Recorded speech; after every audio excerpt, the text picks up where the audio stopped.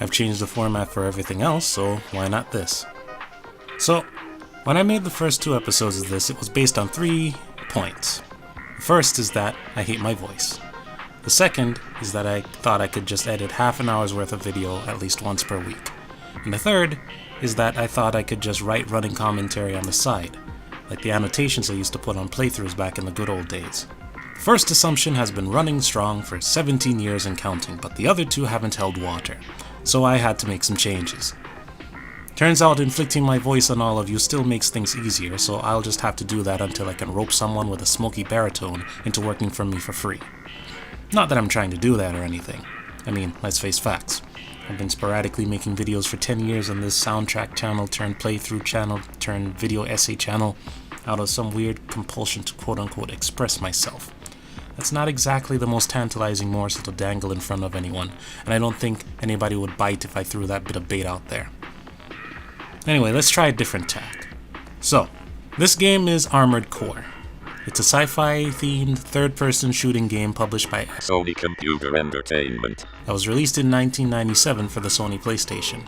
Fun fact, it was actually developed by a small development studio named From Software. They're pretty niche, you've probably never heard of them. I haven't kept tabs on them myself, but I remember that they made Chrome Hounds for Microsoft's Xbox 360 system back in the day. Now Chrome Hounds. That was a good game. And Chrome Hounds is just one of many robot games that From Software made outside of the Armored Core series. Chrome Hounds, Murakumo, Renegade Mech Pursuit, Metal Wolf Chaos, Another Century's Episode, a couple other ones that I personally have never played but I assume are equally good. From Software has experimented within this specific niche a lot, but their successes are usually tied to the licenses other companies bring to them. The obvious reason is because people like familiarity, but it's also due to some unfortunate decisions on From's part, like trusting early 2000s Sega to publish Chrome Hounds, or, well, actually that's the best example I could use, I can stop right there. The Armored Core series never bucked that trend, but it's done well enough for itself, at least in Japan. I don't have sales figures for every game, but I know that Armored Core 5 sold over 150,000 copies in its first week, and the series overall has done well enough to justify making more and more of them. International success has been fleeting though. The PS1 entries were popular enough for at least one game magazine to run a regular feature on them, but the series as a whole hasn't had the right combination of publishing and word-of-mouth support to break out of its niche. When it has one, it usually lacks the other.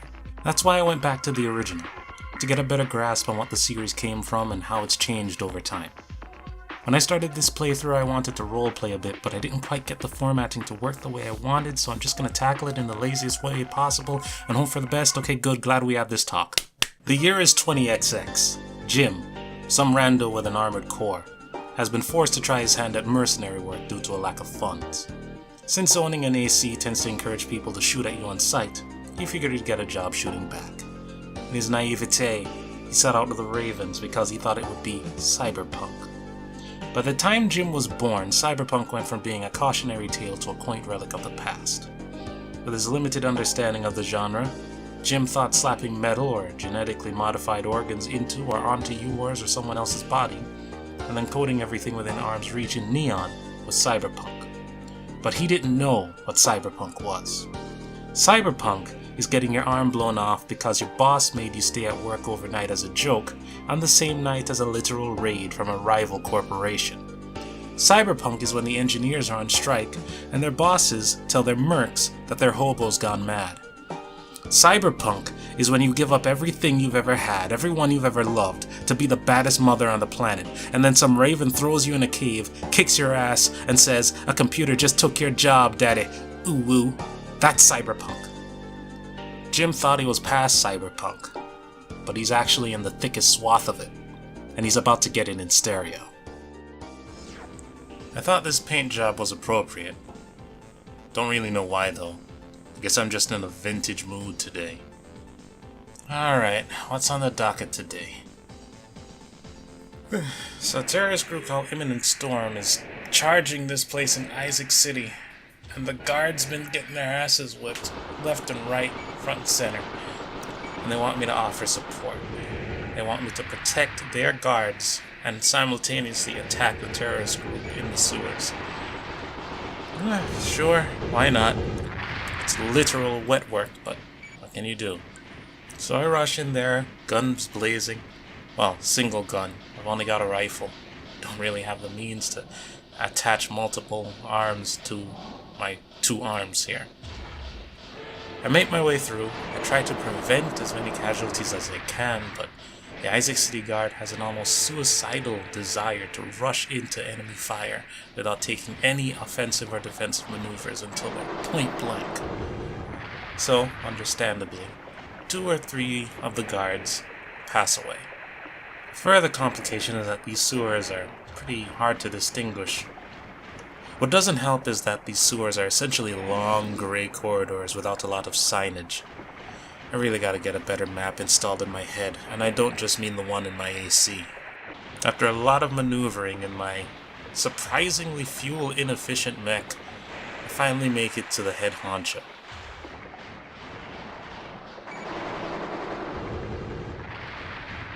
Is that you, Raven? The target is in this sector. Oh, well, thanks for the help, and thanks for not dying. Literally spoke too soon. Target identified.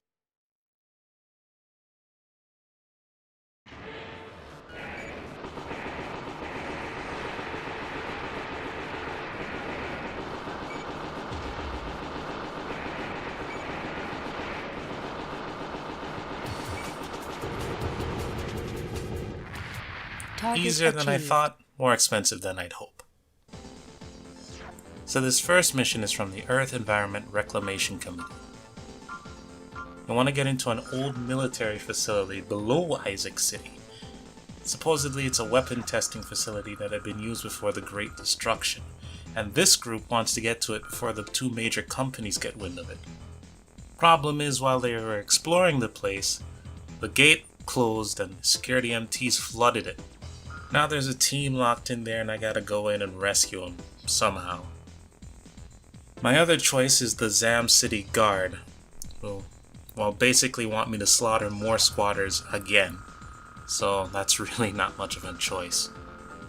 I go with the Earth Reclamation Committee's mission because, well, honestly, I'd rather not slaughter more hobos again. Really, the only downside to the first choice is that I have to be dropped down a long chute in order to get there.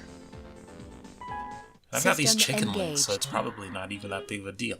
What's going to be more of a pain is actually wiping all these things out. I didn't actually spec for a lot of ammo, so I've got to use my wits. Go through these things sparingly. I think the obvious choice would be, oh, just use melee, but they're actually too squat to hit cleanly with the blade. But after stomping these things into oblivion, I finally make it to the room where the survey group is sequestered. Raven! Thank goodness. Destroy the gate lock device. This will certainly open the gate. Take out the last of the stragglers, Target pop achieved. open the gate lock, and, well, there they are. So the EERC is actually a pretty big think tank.